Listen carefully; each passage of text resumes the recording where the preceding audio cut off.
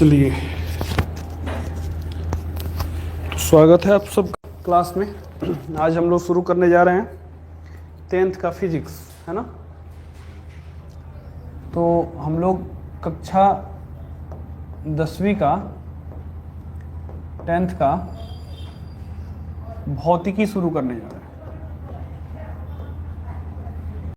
Physics.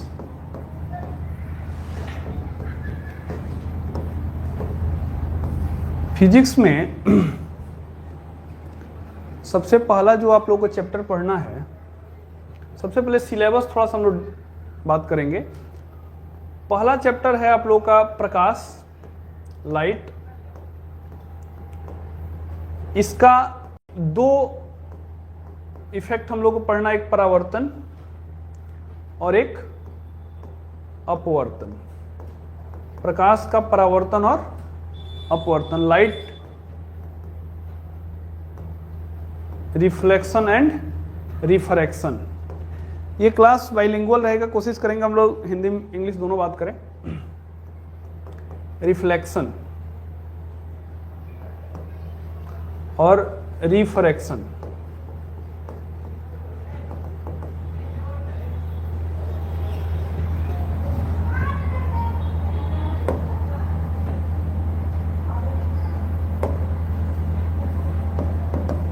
Reflection and refraction. दूसरा जो अध्याय है आप लोग का, दूसरा चैप्टर, वो है मानव नेत्र। मानव नेत्र, रंग बिरंगा संसार, रंग बिरंगा संसार, ह्यूमन आई। आप लोग साथ साथ लिखते भी चलिए, एंड कलरफुल वर्ल्ड, है ना। जो तीसरा चैप्टर है वो है आपका इलेक्ट्रिसिटी, ठीक है, विद्युत। विद्युत इलेक्ट्रिसिटी जो चैप्टर है, इसके बाद है मैग्नेटिक इफेक्ट ऑफ करंट, यानी कि विद्युत धारा का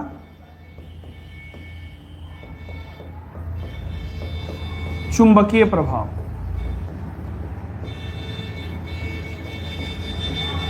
विद्युत धारा का चुंबकीय प्रभाव यानी कि मैग्नेटिक इफेक्ट ऑफ करंट, ठीक है। अब देखिए, बहुत अच्छा से आप लोग का ये सिलेबस डिजाइन किया गया है। ये दो चैप्टर्स जो हैं, पांचवा भी चैप्टर है इसमें आप लोग का, ठीक है। ये जो दो चैप्टर है, सबसे पहले इसकी हम लोग बात करेंगे। ये दोनों एक चीज पे आधारित है, प्रकाश पे, लाइट पे। अगर हम लोग, जैसे होता है ना कि अगर मान लीजिए कि कोई टॉपिक ऐसा है जो हम लोगों ने नहीं पढ़ा, तो फिर अगले चैप्टर्स में या अगले टॉपिक में दिक्कत होने लगती है। तो समझिए कि आप ये दोनों चैप्टर्स एक ही हैं, ठीक है। लाइट रिफ्लेक्शन एंड रिफ्रैक्शन और ह्यूमन आई जो है, अगर आप लाइट नहीं पढ़े हैं तो आपको ये 50% चांसेज हैं कि ह्यूमन आई आपको समझ में ना आए, क्योंकि बहुत सारी चीजें आपको इससे ली जाएंगी, ठीक है। और ये जो दोनों चैप्टर्स हैं, विद्युत, और नाम से यह स्पष्ट है, विद्युत धारा का electricity on magnetic effect of current, विद्युत धारा का चुंबकीय प्रभाव। जो इलेक्ट्रिक में चुंबक वाला गुण होता है, इफेक्ट होता है, वो दोनों अगर आप ये चैप्टर नहीं पढ़े हैं तो फिर ये नहीं समझ में आएगा, ठीक है। ये दोनों चैप्टर एक हैं, यानी कि इलेक्ट्रिसिटी पे आधारित हैं, विद्युत पे आधारित हैं, और ये दोनों लाइट पे आधारित हैं। 4 चैप्टर्स विशेष रूप से। पांचवा जो चैप्टर है आप लोगों का, प्राकृतिक संसाधन, है ना, और नेचुरल रिसोर्सेज। प्राकृतिक संसाधन, नेचुरल रिसोर्सेज, ठीक है। नेचुरल रिसोर्सेज ये एक अलग ही टॉपिक है पूरा, ठीक है। तो ये 5 चैप्टर्स जो हैं आप लोगों को बेसिकली फिजिक्स में पढ़ने हैं। इसमें पुराने नया वाला जो NCERT है उसमें से कुछ चैप्टर्स गायब भी कर दिया, कुछ टॉपिक्स भी गायब कर दिया है, लेकिन बेसिकली हम लोग को 5 चैप्टर पढ़ना। अब थोड़ा सा समझ लेते हैं इसमें से कितना कितना क्वेश्चन कहाँ से आता है। अब पूरा आप फिजिक्स पढ़ेंगे तो, अगर पूरा साइंस पढ़ेंगे तो 80 मार्क्स का पूछेगा क्वेश्चन, हम आप बताए थे। 80 मार्क्स को अगर बांट दिया जाए, 20 नंबर प्रैक्टिकल होता है और 80 मार्क्स थ्योरी का, तो लगभग 27-28 मार्क्स का आता है एक। अब 27 मार्क्स को इसमें आप बांटेंगे अगर 4-5 भागों में, तो सबसे अधिक जो क्वेश्चन होता है वो इससे मतलब समझिए कि 15 मार्क्स इससे रखा हुआ है। 15 से 17 मार्क्स ये दोनों चैप्टर्स को मिला करके, और फिर आपको इन दोनों चैप्टर्स को मिला करके 10 मार्क्स। कभी कभी नेचुरल रिसोर्सेज से जो क्वेश्चंस आते हैं वो या तो 5 मार्क्स में आते हैं, या छोटा मोटा 1 का 2 का 2 नंबर 3 पूछ दिया तो पूछ दिया, नहीं पूछा तो वो भी कभी नहीं। लेकिन ये 4 चैप्टर इसीलिए मैंने बताया कि आपको इंपॉर्टेंट है। अगर इतना आप, जो बच्चा मतलब पास होना चाहता है केवल फिजिक्स में, कुछ चैप्टर्स को अगर आप छोड़ना हो तो इसको छोड़ सकते हैं आप, लेकिन छोड़ना तो किसी को नहीं, चूंकि ज्ञान वो जरूरी है। लेकिन हाँ, जिन लोगों ने बाद में तैयारी करना शुरू किया है वो इस पे थोड़ा अगर कम भी ध्यान देंगे, लेकिन इन चारों चैप्टर्स पे आपको विशेष फोकस करना पड़ेगा। ठीक है, ये हमारी रणनीति। अब इसमें बेसिकली हम लोग को देखना है क्लास कितने लगेंगे। तो पूरा का पूरा लाइट जो रिफ्रैक्शन एंड रिफ्लेक्शन है, आप लोगों को कम से कम 30-32 क्लास इसमें लग जाएंगे। ये लंबा चैप्टर है। ठीक है, तो अब हम लोग शुरू करते हैं। तो पहला हेडिंग आप लोग बना दीजिएगा, पहले चैप्टर का अध्याय 1, प्रकाश, परावर्तन एवं अपवर्तन। और ये क्लास जो है केवल 10th क्लास के बच्चों के लिए ही नहीं है, जो और भी लोग हैं जो जानने के इच्छुक हैं, ठीक है, जिनको ज्ञान प्यारा है वो क्लास दे सकते हैं। Light, reflection and refraction.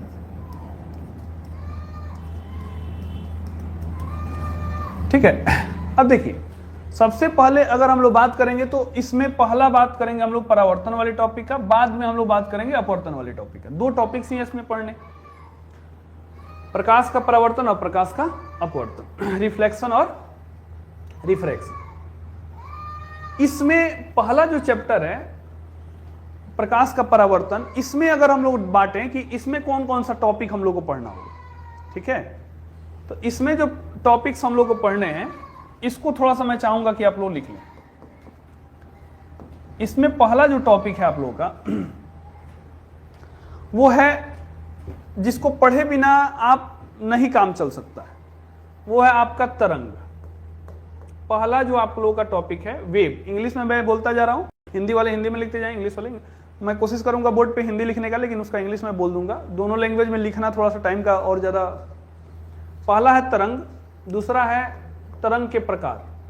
Topic आप 1 नंबर 2 नंबर ऐसे करके लिखते जाएं, ठीक है। ये पहला टॉपिक है। दूसरा जो टॉपिक हम लोग का होगा तरंग के टाइप्स ऑफ वेव, तरंग के प्रकार, टाइप्स ऑफ वेव। तीसरा जो टॉपिक है वो है आप लोग का प्रकाश, प्रकाश, लाइट। चौथा जो है प्रकाश का, प्रकाश को लेकर कुछ सिद्धांत दिए गए हैं वैज्ञानिकों के द्वारा, तो प्रकाश के सिद्धांत। लाइट को लेकर के थ्योरी, ये लाइट, और इसमें लिख लीजिए थ्योरीज ऑफ लाइट, प्रकाश के सिद्धांत।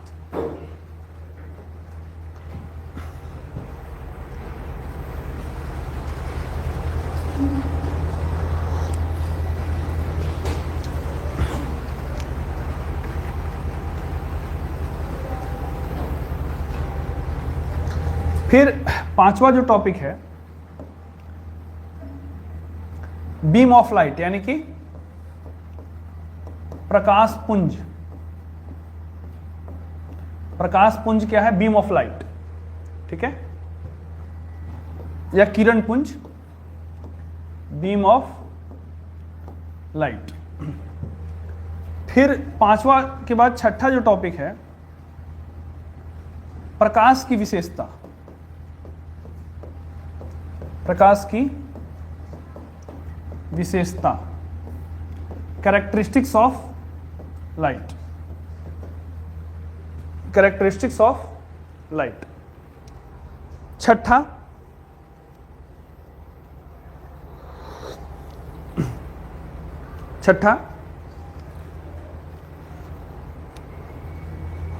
कैरेक्टरिस्टिक्स ऑफ लाइट हो गया। सातवां लिखिए, सातवां जो टॉपिक है आप लोगों का वो है प्रकाश का परावर्तन। प्रकाश का परावर्तन, रिफ्लेक्शन ऑफ लाइट। यानी कि रिफ्लेक्शन पढ़ने से पहले हम लोग को ये 6 टॉपिक्स पढ़ने पड़ेंगे। इसके बाद 8वां रिफ्लेक्शन ऑफ लाइट के बाद प्रकाश का या परावर्तन के प्रकार। परावर्तन के प्रकार, टाइप्स ऑफ रिफ्लेक्शन। 9वां परावर्तन के प्रकार पढ़ने के बाद आप लोगों को पढ़ना है इमेज यानी कि प्रतिबिंब। प्रतिबिंब, इमेज एंड इट्स टाइप। प्रतिबिंब एवं उसके प्रकार। प्रतिबिंब क्या होता है, इमेज क्या होता है और उसका क्या टाइप, ठीक है। उसके बाद जो अगला टॉपिक है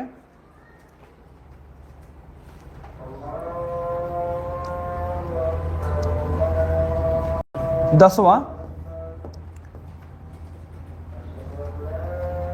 परावर्तन से संबंधित परावर्तन के नियम। परावर्तन के नियम, लॉ ऑफ रिफ्लेक्शन। ज्यादा मौसम खराब हो रहा है।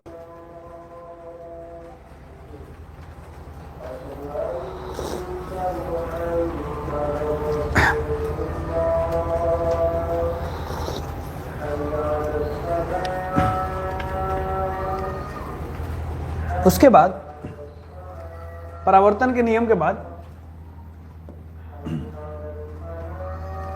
आपको पढ़ना है दर्पण, ठीक है, मिरर। दर्पण एवं उसके प्रकार। मिरर एवं उसके प्रकार, मिरर एंड इट्स टाइप्स। 11वां के बाद आपको 12वां जो टॉपिक है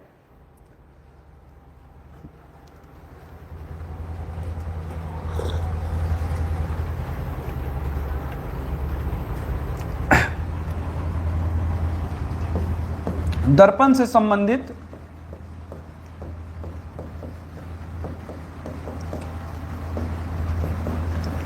कुछ तथ्य, some facts related to mirror. Some facts related to mirror, ठीक है। 13वां जो टॉपिक है आप लोग में अवतल और उत्तल दर्पण में जो होता है उसमें वक्रता त्रिज्या और फोकस दूरी। वक्रता त्रिज्या एवं फोकस दूरी में संबंध, relation between radius of curvature and relation between radiation curvature and focal length, ठीक है। ये 13 टॉपिक हुए।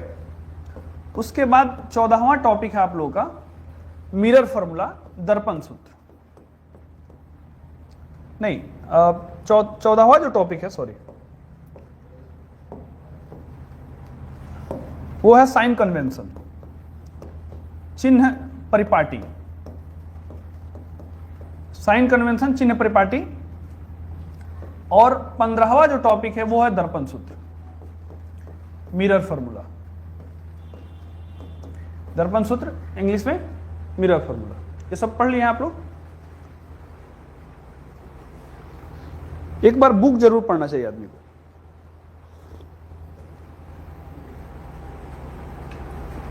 ठीक है।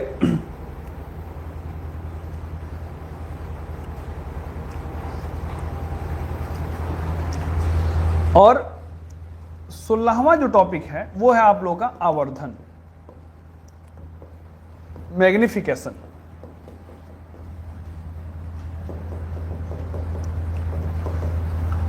ठीक है।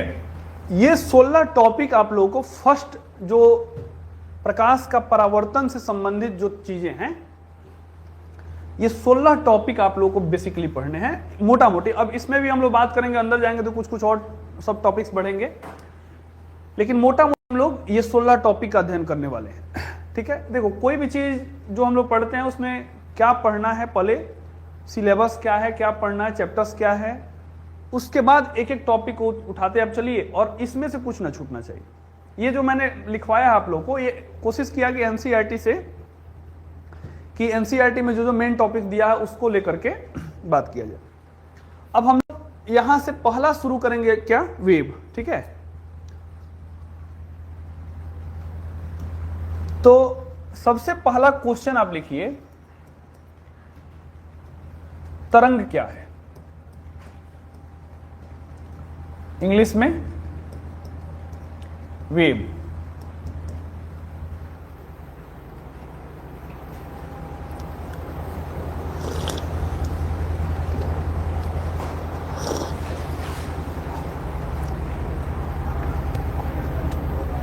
ठीक है।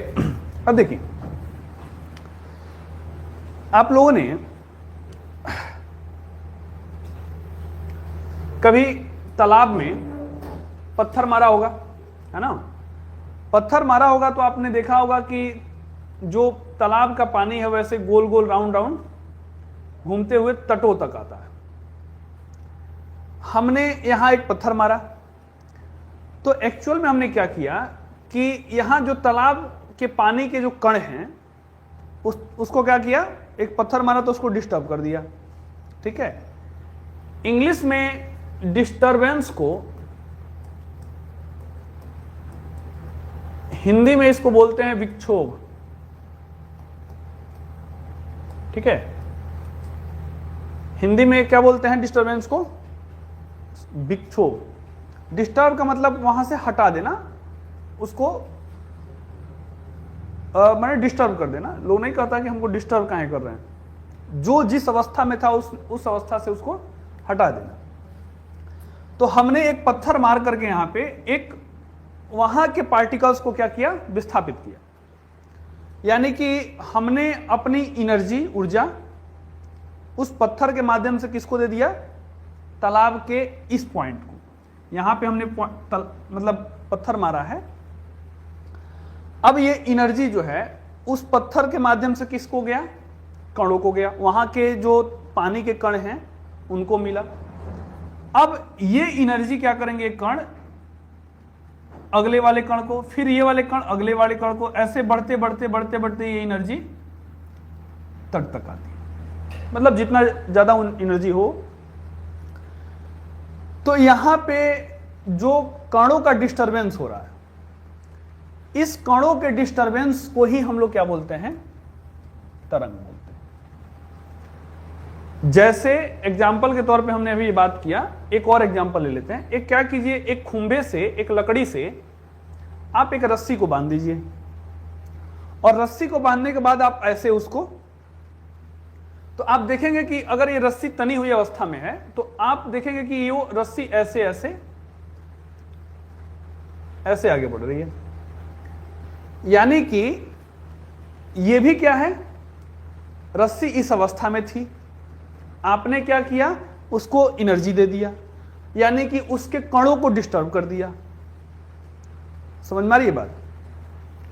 आपने उन कणों को डिस्टर्ब कर दिया, तो डिस्टरबेंस के कारण ये जो कणों में गति उत्पन्न हो रही है उसको हम लोग क्या बोलते हैं, तरंग, वेव। किसी भी मीडियम में, कोई भी मीडियम में किसी डिस्टरबेंस के कारण, विक्षोभ के कारण जो गति उत्पन्न होती है उसको हम लोग क्या बोलते हैं, समझ में आ रही है? किसी माध्यम में उत्पन्न होने वाले विक्षोभ को ही हम लोग क्या बोलते हैं, तरंग, वेव। किसी भी मीडियम में वो ठोस हो सकता है, द्रव हो सकता है, या गैस भी हो सकता है। ठीक है, अब देखिए, ये तो हम लोगों ने एग्जाम्पल के तौर पे बात की। अब इसको मैं चाहूंगा कि थोड़ा सा वीडियो हम लोग इस पे कुछ देख लें, क्योंकि जब तक आदमी को दिमाग में फिगर ना बैठे ना कि ये है क्या।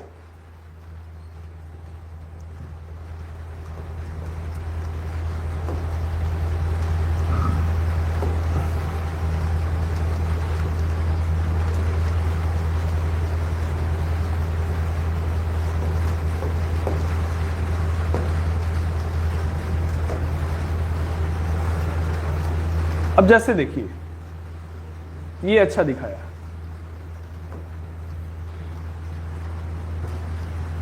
देख रहे हैं, ये जो लहरें उठ रही हैं उसमें, वो क्या है, यही वेव है। इस मीडियम में हमने एक पत्थर मारा, वहां पे उसके कण डिस्टर्ब हुए, उन्होंने ऊर्जा अगले कणों को दी, ऐसे करते करते राउंड राउंड घूमते हुए वो तट तक आ रहा। ये कण यहीं पे हैं, लेकिन वो अपने, वो वहां के जो कण हैं वो आगे, वो क्या हो रहे हैं, बढ़ नहीं रहे हैं, वो अपनी एनर्जी ट्रांसफर कर रहे हैं। यहां के कण जो है अपनी एनर्जी ट्रांसफर कर रहे हैं। अब इसको एक और एग्जांपल के तौर पे हम लोग देखते हैं।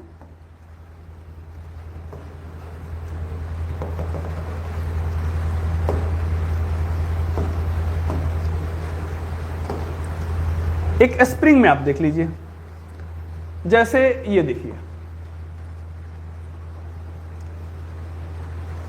देखिए, ठीक है, ये भी वेव है, वो जो हम यहां से फिर रिटर्निंग आ रहा है। तो स्प्रिंग में भी वेव उत्पन्न हो सकता है, ध्वनि भी एक प्रकार का, यहां पे देखिए,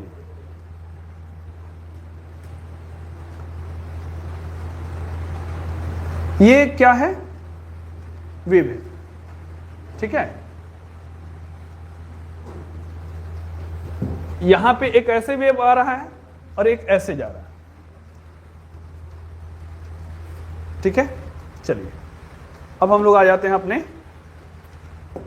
क्लास में। तो हमने कहा तरंग क्या है। तरंग क्या है, किसी भी मीडियम में, किसी भी माध्यम में जो विक्षोभ या जो डिस्टरबेंस उत्पन्न होता है कि वहां के कण वहां से हट गए, हमने एक एनर्जी दी, हमने एक पत्थर मारा, वहां के कण क्या हुए, वहां से हट गए, एक डिस्टरबेंस उत्पन्न हुआ। इसी डिस्टरबेंस को, इसी विक्षोभ को हम लोग क्या बोलते हैं, तरंग बोलते हैं। मैं बोल रहा हूं तो मेरी आवाज, ये ध्वनि है, ये भी एक प्रकार का तरंग है। मैं बोल रहा हूं तो अपनी ऊर्जा कहां दे रहा हूं, बाहर, है ना, इन्वायरमेंट में, वायुमंडल में मैंने अपनी ऊर्जा दी। तो यहां पे मैंने जैसे अपनी ऊर्जा दी, तो यहां के कण क्या हुए, कंपन किए, डिस्टर्ब किए, ये डिस्टर्ब हुआ और इन्होंने वाइब्रेशन करना शुरू किया, कंपन करना शुरू किया। ये जो प्रोसेस है, इसी को हम लोग क्या बोलते हैं, तरंग।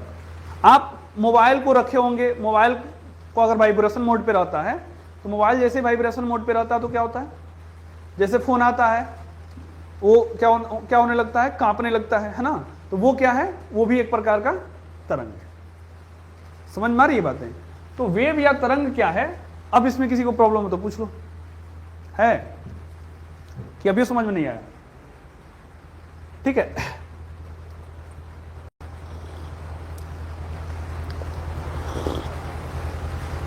तो लिखिए पहला क्वेश्चन, तरंग क्या है। लिखिए, किसी माध्यम में उत्पन्न विक्षोभ को, किसी माध्यम में उत्पन्न विक्षोभ को तरंग कहते हैं। आवाज जा रही है ना? वो किसी माध्यम में उत्पन्न विक्षोभ को तरंग कहते हैं। A wave is a A wave is a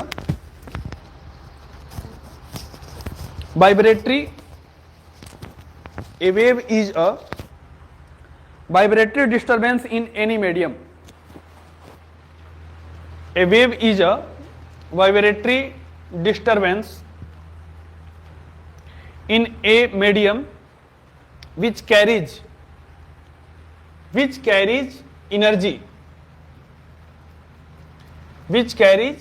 energy,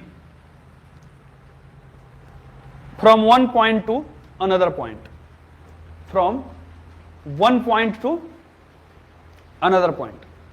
किसी भी माध्यम में उत्पन्न विक्षोभ को तरंग कहते हैं। किसी भी माध्यम में उत्पन्न विक्षोभ को तरंग कहते हैं। तरंग में केवल ऊर्जा का स्थानांतरण एक बिंदु से दूसरे बिंदु तक होता है।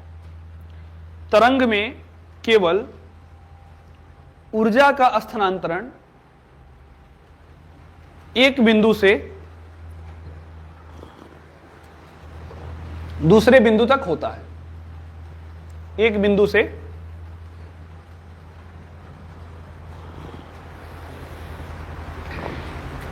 दूसरे बिंदु तक होता है। अब देखिए, ध्यान रखिएगा कि जैसे अब मान लीजिए कि यहां के कण हैं, यहां के, तो यहां के कण अपने मीडियम स्थिति, माध्य स्थिति के दोनों तरफ ऊपर नीचे ऐसे गति करेंगे। कण आगे नहीं बढ़ेगा, क्या बढ़ेगा? एनर्जी बढ़ेगा। एनर्जी आगे बढ़ेगा। कण, यहां के कण यहीं रहेंगे, यहां के कण यहीं रहेंगे, जहां का जो कण है, जहां के जो पार्टिकल्स है वहीं रहेंगे। बस एनर्जी का मतलब ट्रांसफॉर्मेशन, एक जगह से दूसरी जगह एनर्जी का ट्रांसफॉर्मेशन होता है, ऊर्जा का स्थानांतरण होता है। तरंग में एक बात, ये गांठ मान लीजिए कि हमेशा किस चीज का स्थानांतरण होता है? एनर्जी का, ऊर्जा का। कण एक जगह से दूसरी जगह नहीं जाते, कण अपने ही जगह पे रहते हैं। जैसे मैंने अगर यहां पे एक पत्थर मारा तालाब में, तो ये कण अपने ही जगह वो क्या करेंगे? गति करेंगे अपने ही जगह, ऊपर नीचे या आगे पीछे। दो ही गति होती है, एक ऊपर नीचे होगी या नहीं तो आगे पीछे। जैसे स्प्रिंग वाला हमने देखा, तो यहां पे क्या हो रहा है? ये ऊपर नीचे, यहां पे ऊपर ये गति कर रहा है, यहां पे नीचे ये, फिर यहां पे ऊपर, फिर यहां पे नीचे। और स्प्रिंग वाला में हमने देखा था क्या? स्प्रिंग वाला में जो अभी हम लोगों ने वीडियो में देखा है, एक स्प्रिंग है मान लीजिए, अगर आप इसको खींचते हैं या दबाते हैं, ठीक है, तो इसमें ऐसे गति होगी आगे पीछे। यहां पे ऊपर नीचे कणों की गति हो रही है और यहां पे आगे पीछे, ठीक है। तो ध्यान रखिएगा ये कि हमने कहा कि तरंग में केवल ऊर्जा का स्थानांतरण होता है। तरंग में जो पार्टिकल एक जगह से दूसरी जगह नहीं जाते हैं। तो इसी आधार पे अब अगला क्वेश्चन लिखिएगा, तरंग के क्या गुणों को लिखें? तरंग के गुणों को लिखें। Right the characteristics of, right the characteristics of wave.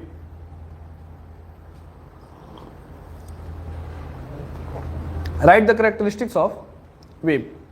Sorry एक मिनट, तरंग में जैसे में लिख लो, जैसे में करके, किस तालाब में, किसी तालाब में पत्थर फेंकने पर उत्पन्न तरंग।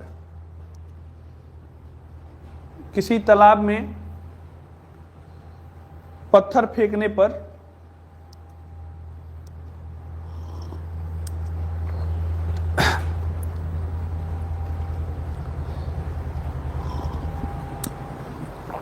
उत्पन्न तरंग। इंग्लिश वाली लिख लें, wave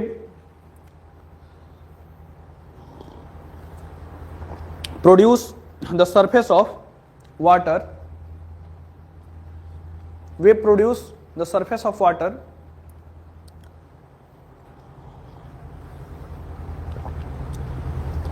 after throwing a stone in it.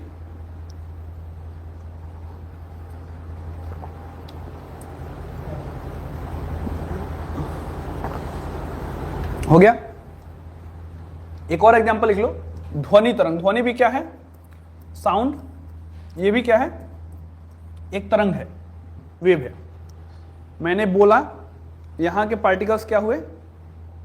गति किए, मूवमेंट किए, हमने यहां के पार्टिकल्स को डिस्टर्ब कर दिया, ये क्या उत्पन्न हो गया? तरंग। कोई अब बैठे हुए हैं, तड़ाक दे कोई आके मार दिया गाल में, क्या हुआ? यहां के पार्टिकल्स, वो क्या हुआ? वेव। समझ में आ रही है बात? ये दैनिक जीवन में समझने वाली बात है। ऐसा नहीं कि फिजिक्स, देखो फिजिक्स को लोग मतलब ज्यादा जटिल बना लेता है नहीं जटिल। ध्यान से पढ़े, ध्यान से समझे तो हो गया। अब चलिए लिखिए अगला क्वेश्चन, तरंग के गुणों को लिखें। तरंग के गुणों को लिखें। Right the characteristics of wave. पहला लिखो, तरंग का पहला गुण।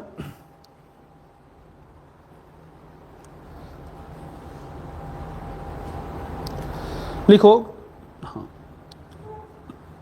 इसमें कणों की गति अपने माध्य स्थिति, मीन पोजीशन, ये जो मीन पोजीशन है, बीच वाला पोजीशन है। जैसे तुम लोग झूला भी खेलता होगा, एक बांस है, इसमें से झूला लटका दिया गया है, इसमें कोई लड़की या लड़का बैठा हुआ है, तो झूला एक इधर जाएगा या ऐसे जाता है ना, फिर इधर रिटर्न आता है, तो इसको बोलते हैं मीन पोजीशन, माध्य स्थिति।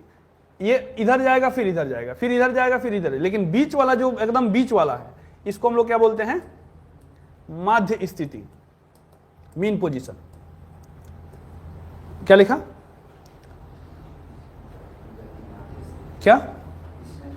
हाँ, इसमें कणों की गति अपने माध्य स्थिति के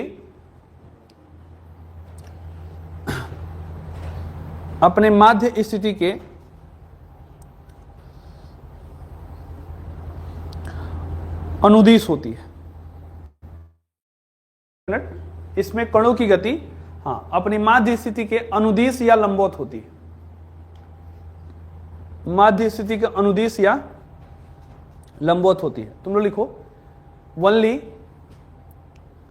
only the particles of the medium, only the particles of the medium vibrate, only the particles of medium vibrate about their fixed position, their fixed position, the medium, their fixed position, the medium itself does not move along the direction of wave, does not move along the direction of wave. Only the particles of wave vibrate their fixed position, the medium itself, the medium itself does not move the along with the, आगे बोले हैं ना, does not move along the direction of wave। हो गया? does not move the along direction of the wave। इसका मतलब क्या है कि इसमें जो कणों की गति होती है, इसमें जो कणों की गति होती है, ठीक है, ये अपने फिक्स पोजीशन के कैसे होती है? ऊपर नीचे या आगे पीछे, बस। ठीक है, ये जरूरी नहीं कि वेव की दिशा में गति करे। वेव ऐसे गति करेगा, लेकिन कण ऐसे या ऐसे गति कर सकता। ठीक है, तो ये पहला मतलब विशेषता हुआ। दूसरा लिखो, हाँ, तरंग के माध्यम से केवल ऊर्जा का स्थानांतरण होता है, कणों का नहीं। तरंग के माध्यम से केवल ऊर्जा का स्थानांतरण होता है, कण का नहीं। Only energy transfer one point to another point. Only energy transfer one point to another point.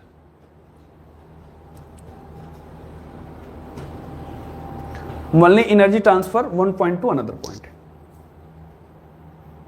मैं बार बार कह रहा हूं, क्यों? इस बात को हमेशा ध्यान रखिएगा कि कण ही अपने माध्य स्थिति के दोनों तरफ ऐसे ऊपर नीचे या आगे पीछे गति करते हैं। एनर्जी का ट्रांसफॉर्मेशन आगे बढ़ता है। एनर्जी एक स्थान से दूसरे स्थान तक जाता है, कण नहीं जाते। जहां का कण, जहां का पार्टिकल जहां होगा वहीं रहेगा, बस वो ऊपर नीचे। अब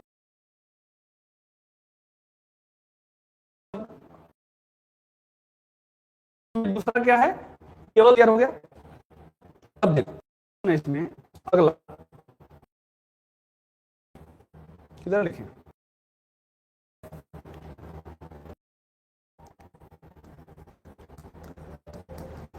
टाइप्स ऑफ वेव। ठीक है, तरंग कितने प्रकार के होते हैं। जैसे तरंग हो गया, तरंग का दूसरा टॉपिक है तरंग के प्रकार। तो देखिए तरंग के प्रकार, टाइप्स ऑफ वेव। देखिए तरंग मुख्यतः या तरंग मुख्यतः क्या, दो ही होता है। तरंग दो प्रकार के होते हैं। There are two types of wave. और जो दो प्रकार के वेव हैं, ठीक है, देखो अब मैं क्यों कह रहा हूं। एक तरंग जो है, अभी हम लोगों ने बात किया कि यहां पे जो तालाब में उत्पन्न हो रहा है, ये जो रस्सी में उत्पन्न हो रहा है, ये जो स्प्रिंग में उत्पन्न हो रहा है, ठीक है। तो तरंग का एक प्रकार यह है जिसके लिए किसी माध्यम की जरूरत हो, जिसके उत्पन्न होने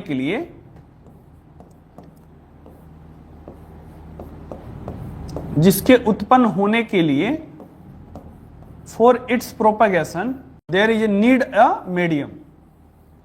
जिसके उत्पन्न होने के लिए किसी की जरूरत है, माध्यम, कोई ना कोई मीडियम,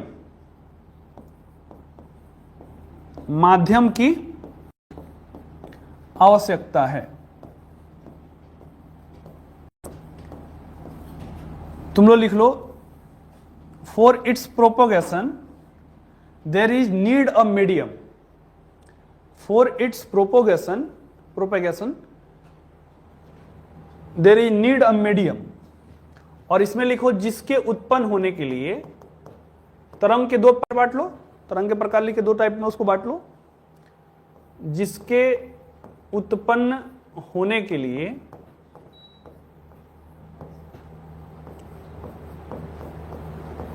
माध्यम की आवश्यकता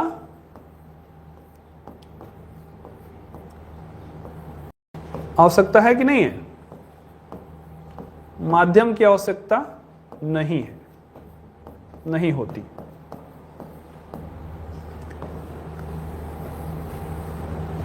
ठीक है, there is no need of medium for its propagation. There is no need of a medium for its propagation. हो गया। अब देखो, ऐसे तरंग जिसके लिए माध्यम की आवश्यकता होती है उसको हम लोग बोलते हैं यांत्रिक तरंग। उसको हम लोग क्या बोलते हैं, यांत्रिक तरंग, इंग्लिश में मैकेनिकल वेव।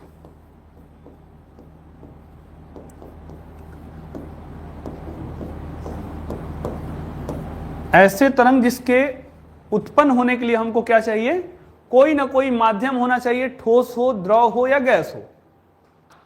ये तभी उत्पन्न होगा जब कोई मीडियम वहां पे उपस्थित होगा, जब कोई माध्यम उपस्थित होगा।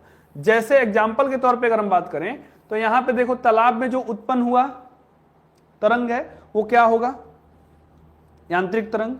यहां पे जो रस्सी में उत्पन्न हुआ तरंग है वो क्या होगा, यांत्रिक तरंग। जो ध्वनि है हम लोग बोल रहे हैं, तो यहां पे अगर हटा दिया हवा क्या हो जाएगा, एक माध्यम हो जाएगा। अगर हवा को हटा दिया जाए तो फिर सुनाई नहीं देगा। तो ऐसे तरंग जिसके उत्पन्न होने के लिए, प्रोपेगेशन के लिए माध्यम, एक कोई ना कोई मीडियम चाहिए, ठोस हो या द्रव हो या गैस हो, उसको हम लोग क्या बोलते हैं, यांत्रिक तरंग। और ऐसे तरंग जिसके उत्पन्न होने के लिए किसी माध्यम की जरूरत नहीं होती है, उसको हम लोग बोलते हैं विद्युत चुंबकीय तरंग।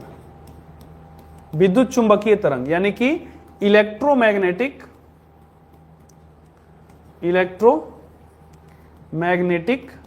वेव। इलेक्ट्रोमैग्नेटिक वेव, ठीक है। अब यहां से तुम लोग चाहो तो परिभाषा भी लिख सकते हो कि अगर आपसे पूछा जाए कि यांत्रिक तरंग किसे कहते हैं, तो आप लिख सकते हैं कि ऐसे तरंग जिनके उत्पन्न होने के लिए किसी माध्यम की जरूरत होती है, आवश्यकता होती है, उसे हम यांत्रिक तरंग कहते हैं। और ऐसे तरंग जिसके उत्पन्न होने के लिए किसी माध्यम की जरूरत नहीं होती है, उसको विद्युत चुंबकीय तरंग यानी कि इलेक्ट्रोमैग्नेटिक वेव कहते हैं। ठीक है, the wave for its propagation there is need a medium is called mechanical wave, there is no need of any medium for its propagation, वो क्या हो जाएगा, mechanical wave, sorry electromagnetic wave. अब देखो इसमें अभी अब तुम लोग देखोगे तो यांत्रिक तरंग को भी दो भागों में बांटा जाता है। यांत्रिक तरंग को भी कितने भागों में बांटा जाता है, दो भागों में। मैंने बताया कि यांत्रिक तरंग मैकेनिकल वेव क्या है, जिसके लिए कोई ना कोई मीडियम चाहिए। अब इसको भी हम लोग दो भाग में बांटते हैं। एक होता है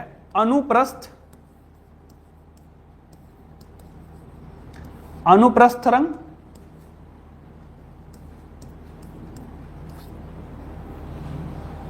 और एक होता अनुदैर्घ्य।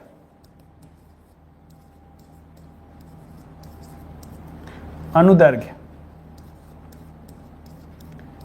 ठीक है, इंग्लिश में इसको बोलते हैं ट्रांसवर्स वेव,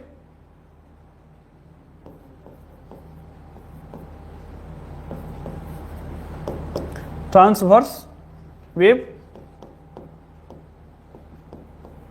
और अनुदैर्घ्य को बोलते हैं लॉन्गिट्यूडनल वेव।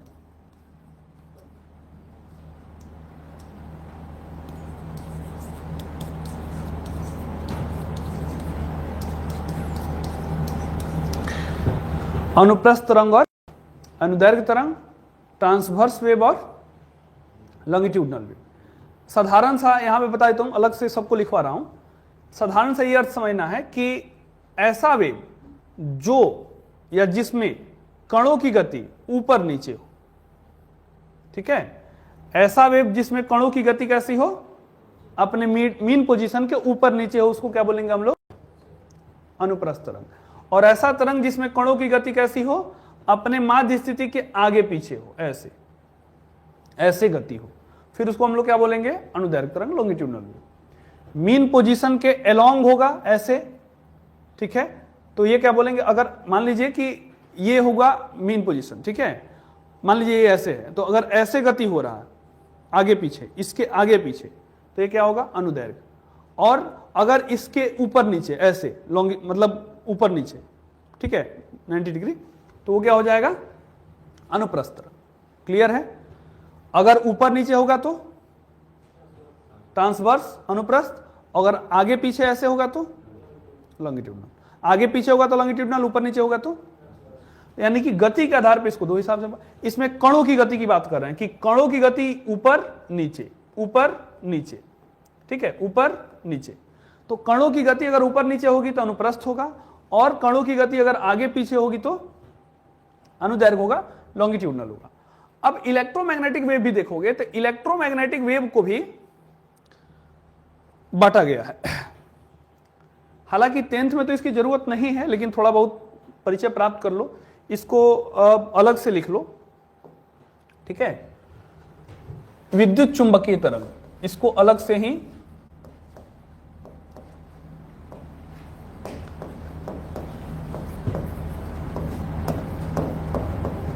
इलेक्ट्रोमैग्नेटिक वेव में अब तुम देखोगे,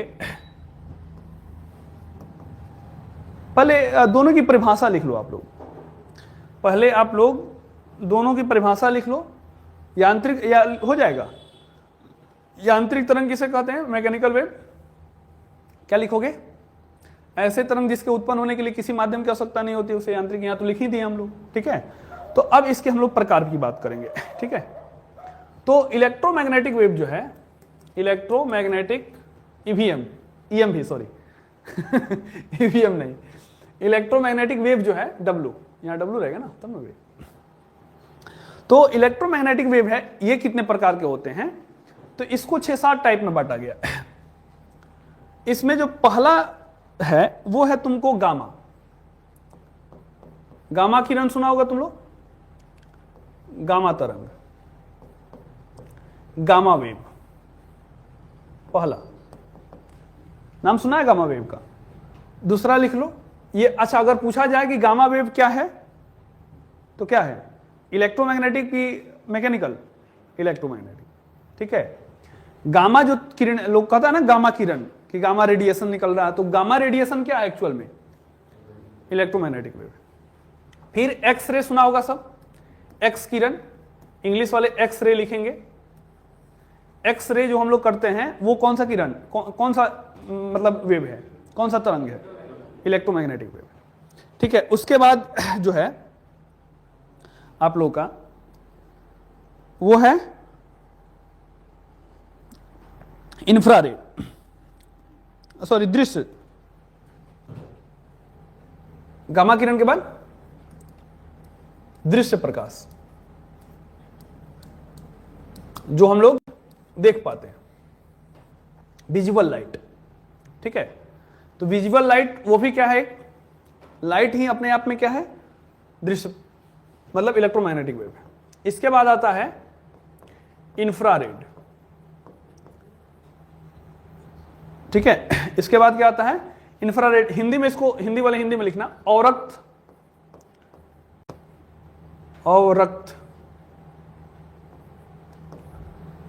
अवरक्त तरंग बोलते हैं, अवरक्त इंफ्रारेड वेव, अवरक्त तरंग, ठीक है, इंफ्रारेड। उसके बाद है हीट वेव, चौथा। पांचवा कौन हो गया? हीट वेव, ठीक है। हीट वेव को क्या बोलेंगे? उष्मीय तरंग, है ना, या हीट वेव ही यूज होता है।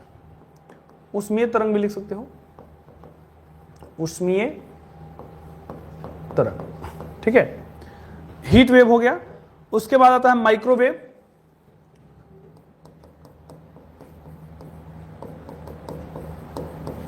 माइक्रोवेव, और माइक्रोवेव के बाद रेडियो वेव। माइक्रोवेव के बाद रेडियो की तरंगे तुम लोग सुने होंगे,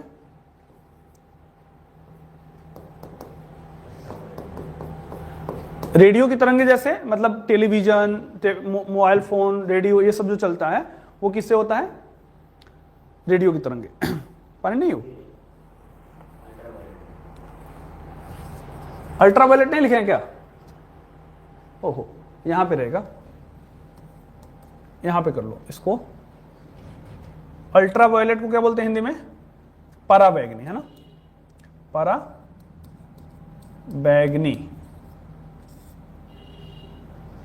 पराबैंगनी किरण या तरंग, अल्ट्रावायलेट। क्या कह रहे हो? दृश्य प्रकाश कहां है? विजुअल लाइट, विजुअल लाइट,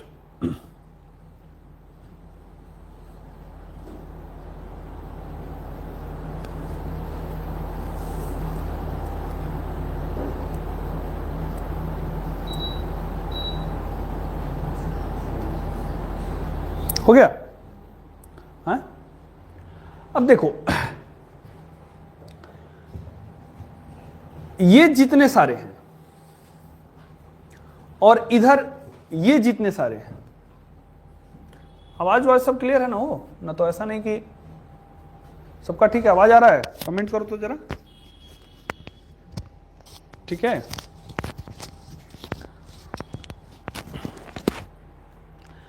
अब विद्युत चुंबकीय जो तरंग हैं, इलेक्ट्रोमैग्नेटिक वेव, ये अपने प्रकृति में द्वैत होते हैं, यानी कि इनका नेचर दो प्रकार से होता है। ये कहीं कहीं ये कण के जैसे भी काम करते हैं, पार्टिकल के जैसे, ये कहीं पार्टिकल के जैसे भी काम करते हैं, ठीक है। इसको शुरुआत में जब स्टडी हुआ तो प्रकाश को लेकर के बहुत सारा समस्या था कि प्रकाश जो है ये क्या है, प्रकाश का नेचर क्या है। हम आगे इसको देखेंगे। तो लाइट ड्यूअल नेचर का होता है, प्रकाश मतलब दो प्रकार के, इसका नेचर होता है। इसको दोगला प्रकृति कह सकते हो। ड्यूअल नेचर मतलब दोगला प्रकृति, ड्यूअल है ना, द्वैत प्रकृति। तो ये तरंग का भी, कण का भी गुण दिखाता है, पार्टिकल का भी, और वेव का भी, तरंग का भी गुण दिखाता है। इसका दो प्रकार का नेचर है। इसकी प्रकृति कैसी होती है, कण की भी दिखाता है, मतलब कण के जैसे भी काम करता है और वेव के जैसे भी काम करता है। इसीलिए इसको बोलते हैं डुअल नेचर वाला, द्वैत प्रक्रिया। ठीक है। तो विद्युत चुंबकीय तरंग जो है, इलेक्ट्रोमैग्नेटिक वेव की अगर बात करें तो इसमें हम लोग इधर 3 और इधर 4, 4 3 7 और 1 8, टोटल 8 है। तुम लोग यहीं पे चाहो तो याद कर लो, गामा किरण, ठीक है, गामा किरण के बाद एक्सरे, एक्सरे के बाद क्या अल्ट्रावायलेट, अल्ट्रावायलेट के बाद दृश्य प्रकाश, विजिबल लाइट। ठीक है। दृश्य प्रकाश के इधर 3 है और दृश्य प्रकाश के इधर 4 है। जैसे अगर तुम लोग दृश्य प्रकाश को, किसी लाइट को प्रिज्म से जब होके हम गुजारते हैं तो तुम लोग जानते हो कि 7 रंगों में बंटता है। ठीक है। ये 7 रंगों में सबसे नीचे, सबसे ऊपर होता है लाल और सबसे नीचे बैगनी, है ना। तो बैगनी से नीचे जिसका होता है परा बैगनी, इसके नीचे एक्सरे, उसके नीचे गामा रे। ठीक है। और लाल से आगे किसका मतलब तरंग दैर्घ्य होता है, लाल से ज्यादा इंफ्रारेड, इंफ्रारेड से ज्यादा हीट वेव, हीट वेव से ज्यादा लाइट मतलब माइक्रोवेव, माइक्रोवेव से ज्यादा रेडियो। सबसे बड़ी तरंगे कौन होती हैं तरंग दैर्घ्य वाली, रेडियो। सबसे बड़ी तरंग दैर्घ्य वाली, वेव लेंथ वाली कौन सी तरंगे होती हैं, रेडियो वेव। और सबसे छोटी तरंग दैर्घ्य किसका होता है, गामा का। जैसे जैसे गामा से एक्सरे, एक्सरे पैराबैंगनी, पैराबैंगनी से दृश्य, दृश्य से जैसे जैसे आगे बढ़ते जाएंगे उसका वेवलेंथ बढ़ता है। अब वेवलेंथ क्या, तरंग दैर्घ्य क्या, हम समझा रहे हैं। इतना बात क्लियर है। तो आज हम लोग, आज यहीं तक रहने देते हैं ना, ज्यादा हो रहा है। आज हम लोगों ने बात किया सबसे पहले, शायद ये कक्षा आप लोगों को पसंद आए, कक्षा नहीं कक्षा, ये कक्षा आप लोगों को पसंद आए कि 10वीं कक्षा की हम लोग भौतिकी शुरुआत किए। भौतिकी में मुख्यतः 5 चैप्टर्स पढ़ने हैं। इसमें पहला ये हम लोगों ने बात किया प्रकाश का, दूसरा मानव नेत्र। ठीक है। उसके अलावा 2 चैप्टर्स और हैं जो एक ही से जुड़े हुए हैं, लाइट क्या बोलते हैं, इलेक्ट्रिसिटी से, और ये दोनों चैप्टर लाइट से। इसके बाद हम लोगों ने बात किया कि प्रकाश का परावर्तन और अपवर्तन में हम लोग को ये टॉपिक्स पढ़ने हैं।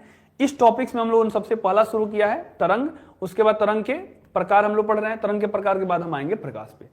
प्रकाश पर आने से पहले ये दोनों टॉपिक्स पढ़ाने जरूरी हैं।